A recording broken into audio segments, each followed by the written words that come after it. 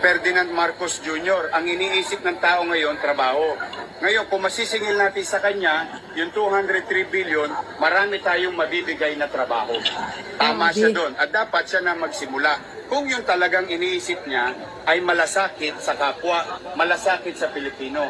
Kung ibibigay niya yung 203 billion, nang bukal sa kanyang kalooban na wala na silang ginagamit ng magagaling na abogado o para palusutan ng batas, para linlangin ng tao. Kung ako po sa kanya, gusto niya magbigay ng trabaho, wala po siyang gagawin na mahirap. Bayaran lang po yung 203 billion. At hindi po ito fake news ha. Ito po kahit ano pong paliwanag ng abogado niya, yung spokesperson niya, hindi po ito fake news. Isipin yung mabuti.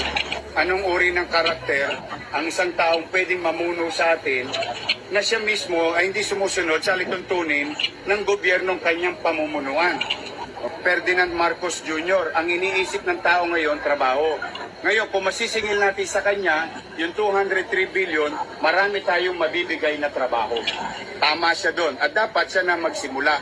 Kung yung talagang iniisip niya ay malasakit sa kapwa, malasakit sa Pilipino. Kung ibibigay niya yung 203 billion, nang bukal sa kanyang kalooban na wala na silang ginagamit ng magagaling na abogado o para palusutan ng batas, para linlangin ng tao. Kung ako po sa kanya, gusto niya magbigay ng trabaho, wala po siyang gagawin na mahirap.